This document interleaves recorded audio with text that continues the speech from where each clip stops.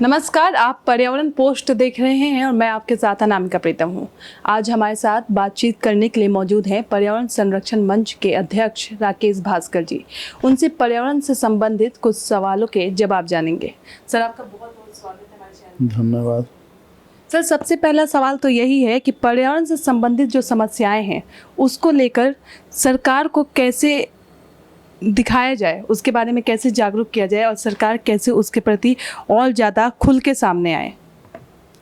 ऐसी बात नहीं है। अभी भारत सरकार जो है, माननीय मोदी जी इस पे बहुत चिंतित हैं और सरकार बहुत काम भी कर रहा है इस क्षेत्र में, स्वच्छता के क्षेत्र में, पर्यावरण के क्षेत्र में। अभी माननीय प्रधानमंत्री जी ने आह्वान करके बहुत सारे वृक्ष लगवाएं, लोगों से हमेशा जागरूक कर रहे हैं पर्यावरण के प्रति। तो ये सरकार चिंतित है। अब रह गई स्टेट गवर्नमेंट का, तो स्टेट गवर्नमेंट जैसे क्या है कि कोई भी सरकार पर्यावरण को ठीक नहीं कर सकती है जब तक जन आंदोलन नहीं बनाया जाए।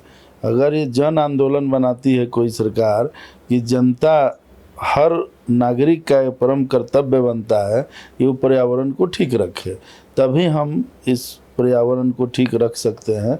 अन्यथा कितनी भी सरकारें चाहेगी तो उसका कोई भी प्रभाव नहीं पड़ेगा, बशर्ते जनता जब तक जागरूक नहीं होगी। तो कैसे इसको जन आंदोलन कैसे बनाया जाए, इसके लिए क्या करना होगा? जन आंदोलन बनाने के लिए सरकार, भारत सरकार, राज्य सरकार सबको मिलकर कोऑर्डिनेट करके, जितने भी जनप्रतिनिधि हैं, चाहे वो मुखिया हो, वार्ड कमिश्नर हो या विधायक हो, एमपी हो, राज्यसभा के सदस्य, सभी लोग हर पॉलिटिकल पार्टी को इसको अपने मेमोरेंडम में शामिल करना चाहिए एनवायरनमेंट को ठीक रखने के लिए। चूँकि ये एक ऐसा इशू है जो वर्ल्ड वाइज इशू है। मान लीजिए कि ऐसा नहीं कि हम भारत में हम जहां अपने को ठीक रख सकते हैं वहां हमको रखने की ज़रूरत है। तो जन आंदोलन जब तक सारे पॉलिटिकल पार्टी, सरकार जब तक इसको अपना मेमोरेंडम में शामिल नहीं करेगा, तब तक इसको हम पूरी तरह से जन आंदोलन नहीं बना सकते हैं। समाज सेवी तो अपने अपने क्षेत्रों में नदी, पहाड़, वृक्ष कटाई, इन सबों पर अपना आंदोलन बनाकर हर स्टेट में अलग अलग लोग अलग अलग तरीके से कर रहे हैं। लेकिन इसमें सरकार का और पॉलिटिकल पार्टी का सहयोग हो जाएगा तो हम अधिकांश उसको 99% ठीक कर सकते हैं। इसलिए सबको मिलजुल कर इस पर काम करना चाहिए। सर, जब भी चुनाव आता है तो बहुत सारे जो मुद्दे होते हैं वो बड़े पैमाने पर उसको दिखाया जाता है, लेकिन क्या कभी पर्यावरण, प्रदूषण और वृक्षों की जो कटाई है वो चुनाव में बड़े मुद्दे के तौर पर देखने को मिलेंगे या फिर इसको दिखना चाहिए? मिलेंगे जब समय आता है। जैसे आज कोविड आया तो लोगों को बताया, उसी तरह से ये सब पर्यावरण, इन्वायरमेंट के बैलेंस गड़बड़ाने के चलते हैं। प्रकृति से हम जो छेड़छाड़ कर रहे हैं, प्रकृति का दोहन शोषण कर रहे हैं, इसी कारण ये सब चीज़ें बीमारी के रूप में आ रही है। तो आज न कल हम लोगों को इसके प्रति जागरूक होना पड़ेगा। अगर नहीं जगेंगे तो हमारा वजूद खत्म हो जाएगा, हमारा अस्तित्व खत्म हो जाएगा। इसलिए हम भी आग्रह करते हैं सभी पॉलिटिकल पार्टी को कि वो अपना मेमोरेंडम में इसको शामिल करें और शामिल करके और अपने प्रत्येक कार्यकर्ताओं को आह्वान करें कि आप पर्यावरण के प्रति जहाँ हैं, गांव में, शहर में, सबसे ज़्यादा पर्यावरण की स्थिति शहर में खराब है। गांव आज भी कम से कम इससे मुक्त है। तो उसी तरह से शहर और गांव को अगर हमको ठीक रखना है तो हमको इसको जन मुद्दा बनाना पड़ेगा और बनेगा। आगे आने वाला समय आप देखेंगे कि हर पॉलिटिकल पार्टी के मैनिफेस्टो में पर्यावरण एक मुद्दा रहेगा।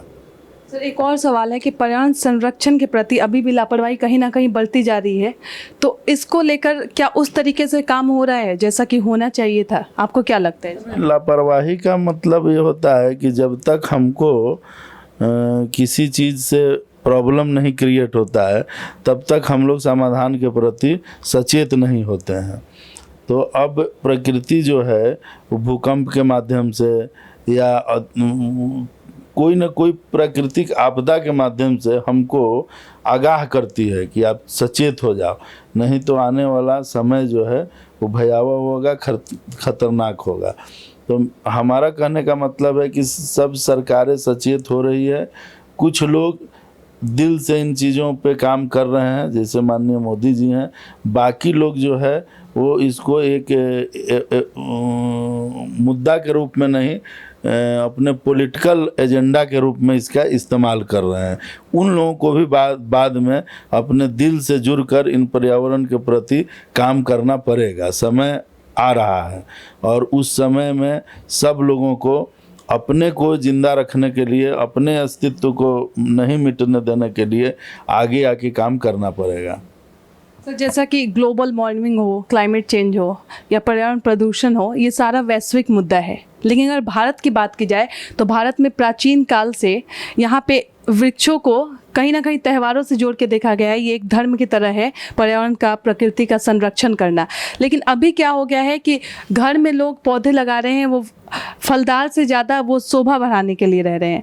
जैसा कि जिस चीज़ वृक्षों की कटाई हो रही है, जंगल की कटाई हो रही है, लेकिन उसके बदले में हम कहीं ना कहीं उस तरीके के पौधे नहीं लगा रहे हैं जो कि पर्यावरण के लिए बहुत ज़्यादा फायदेमंद है या फिर एक्चुअल में थे। जैसे पहले पीपल, नीम, इन सब की भी पूजा की जाती है बहुत सारे त्योहारों में।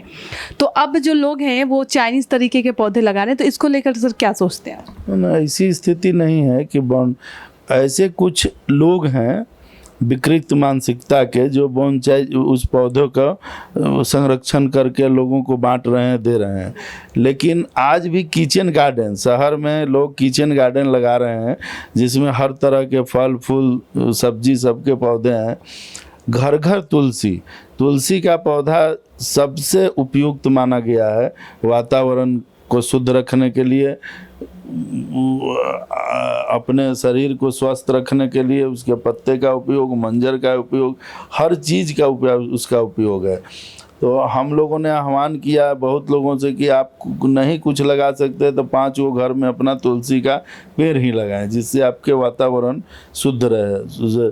अब रह गई बात कि लोग अभी जो जिस तरह से बंद डिब्बा खाने, ये कोरोना में जिस तरह से सब्जी फल बाकी चीज़ों का, तो हमको लगता है कि इस किचन गार्डन और बाकी का क्रेज बढ़ेगा, पेड़ पौधों के प्रति लोगों का आकर्षण बढ़ेगा और लोग इसको लगाएंगे। अब वृक्षों की कटाई का जहाँ तक सवाल है तो वृक्ष हम ये नहीं कर रहे हैं कि आप कटाई करो, लेकिन आप उसके बदले में वृक्ष का पहले लगाओ फिर बाद में आप उसकी कटाई करो।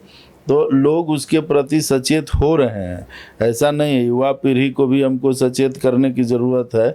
और धर्म से हम लोगों ने इसलिए जोड़ा था कि हम किसी माता के मंदिर है वहाँ नीम का पेड़ लगाते थे, हम पीपल का पेड़ लगाते थे, हम बरगद का पेड़ लगाते थे। इन सबों का पीछे है कि नीम, बरगद, पीपल ये सब जो है तो ऑक्सीजन जनरेट करता है और कार्बन डाइऑक्साइड को अपने ग्रहण करता है। तो हम एक दूसरे के पूरक थे, इसलिए हम लोगों ने उसको धर्म से जोड़ा ताकि हम ज़्यादा से ज़्यादा पेड़ लगाएं और ज़्यादा से ज़्यादा पेड़ों का संरक्षण कर सकें, ताकि प्रकृति का संरक्षण कर सकते हैं। तो इसीलिए हम लोगों ने उसको पूजा पाठ और धर्म से जोड़कर, आस्था से जोड़ा। और लेकिन आज भी लोग जैसे हम नदी के किनारे ज़्यादा से ज़्यादा पेड़ लगे, ये काम सरकार का भी है और हम लोगों का भी है कि ज़्यादा से ज़्यादा पेड़ लगा सकते हैं। सक्षम है कि हम अपने जन्मदिन से इसको जोड़ें, हम अपने वैवाहिक वर्षगांठ से इसको जोड़ें, हम जो भी पूजा पाठ करते हैं उसमें पहले वृक्षारोपण करें फिर हम अपने कार्य को संपन्न करें। अगर इस तरीके से जोड़ा जाए तो अधिक से अधिक वृक्षारोपण होगा और जितना वृक्षारोपण होगा उतना ही पर्यावरण को संरक्षण कर सकते हैं। सर, देश के युवा हर क्षेत्र में आगे जा रहे हैं, तो कहीं ना कहीं अगर उनको पर्यावरण संरक्षण और पर्यावरण के प्रति अगर उनको जोड़ा जाए तो कहीं ना कहीं पर्यावरण के लिए बहुत फायदेमंद होगा। तो उनको कैसे जागरूक किया जाए, इसको लेकर क्या? नहीं, युवा पहले तो है कि इनिशियल स्टेज में ही बच्चों को इनिशियल 1-2 क्लास से ही पर्यावरण के प्रति रुझान उत्पन्न करना होगा। वो एक परिवार से हो सकता है, समाज से हो सकता है, विद्यालय से हो सकता है। हम विद्यालय में भी एक पर्यावरण का पुस्तक ऐड करें कि लोग किस तरीके से हम संग्रह पर्यावरण को सही रख सकते हैं, ये भी हम लोगों को करना चाहिए। प्लस अवेयरनेस होते रहना चाहिए। विद्यालय में हमेशा प्राचार्यों द्वारा, उसके व्यवस्थापकों के द्वारा कोई भी किसी तरह का हर्षोल्लास का मनाते हैं तो उस समय वृक्षारोपण लगाकर एक मैसेज दें बच्चों को कि आप भी इसी तरह से अपने घर में, अपने समाज में, अपने राज्य में आप घूम घूम कर वृक्षारोपण कराएं, तो जागरूक बनाए। वो जहाँ भी जाए सबको ये होता है ना कि हम अगर ठीक हैं तो हम दूसरे को उसके प्रति बताएंगे। तो पहले अपने हम लगाना शुरू करें, इसका संरक्षण करना शुरू करें, तब हम दूसरों को बताएंगे। तो एक तरह से स्कूल, कॉलेज, इन सिस्टम में अगर इन्वायरमेंट को ज़्यादा से ज़्यादा महत्व दिया जाए तो ये संभव है कि आगे आने वाला भविष्य में युवा इससे जुड़कर एक क्रांति का रूप दे सकते हैं। सर, जैसा कि आपने बोला कि गाँवों में आज भी पर्यावरण संरक्षण के प्रति ज़्यादा लोग जागरूक हैं शहरों के मुकाबले, लेकिन कहीं ना कहीं देखने को मिल रहा है, अगर झारखंड की बात करें तो झारखंड के गांव में भी अभी क्या हो गया है कि तालाब सूखने लगे हैं, वृक्षों की कटाई हो रही है। तो लोग जो जिन चीज़ों पे निर्भर थे वो निर्भरता ख़त्म होते जा रही है, तो वो कहीं ना कहीं शहर का रुख कर रहे हैं और उन चीज़ों से अलग हट रहे हैं। तो उनको कैसे उसी तरीके से उनको जोड़ के रखा जाए, इसको लेकर सरकार को क्या करना चाहिए? नहीं, गांव को तो जब अब शहर से अब रहना नहीं चाहते हैं लोग। कोरोना में लोग गांव जाना चाहते थे और अधिकांश लोग गांव चले गए थे। अब धीरे धीरे वो शहर की ओर आ रहे हैं। तो कोरोना सिखा दिया लोगों को जीना। अगर जो नहीं सीखे हैं उनको प्रकृति के मार से पता चल जाएगा। आगे आने वाला समय में भी उनको प्रकृति से जुड़ना पड़ेगा। और गांव ऐसा नहीं कि वृक्ष की कटाई और बाकी सब से लेके कोई पलायन कर रहा है। हमारा है कि सरकार अगर गांव में बिजली, पानी, सड़क, कृषि, पशुधन, इन सब चीज़ों का अगर व्यवस्था करे तो हमको नहीं लगता है कि कोई गांव छोड़ के शहर जाना पसंद करेंगे। अगर गांव में सारी सुविधाएं हो तो कोई शहर क्यों जाएगा? वहाँ वातावरण शुद्ध है, वहाँ की व्यवस्थाएं अच्छी है, सब कुछ है। कृषि के प्रति लोगों का हो कि जो दिक्कत ये है कि जो स्कीम बनाने वाले लोग हैं तो जिन चीज़ों का बाहुलता जहाँ है उसके हिसाब से स्कीम नहीं बनाते हैं। वो 24 जिला है तो 24 जिले के तो एक ही तरह के, कहीं पशुधन है, कहीं मधुमक्खी पालन है, तो कहीं सब्जी की खेती होती है, कहीं धान, जहाँ जो चीज़ों का वो है उन तरह के व्यवस्था अगर सरकार करती है उस पर, तो हमको लगता है कि गांव का कोई लोग शहर जाना नहीं पसंद करेंगे। और गांव में आज भी जिस तरह के प्रॉब्लम है उसके चलते लोग पलायन करते हैं, न कि गांव में अगर सुविधा हो जाएगी तो शहर क्यों जाएंगे। इसलिए हमको लगता है कि सरकार इस दिशा में अगर चिंतित रहेगी तो कोई गांव से शहर पलायन नहीं करेगा। सर, आखिरी सवाल, हमारे जो दर्शक देख रहे हैं उनको क्या संदेश दीजिए? हम सभी लोगों से आग्रह करेंगे, निवेदन करेंगे कि आप अधिक से अधिक पेड़ लगाएं, तालाब को साफ़ सुथरा रखें, तालाब के किनारे भी वृक्ष लगाएं, नदी के किनारे वृक्ष लगाएं।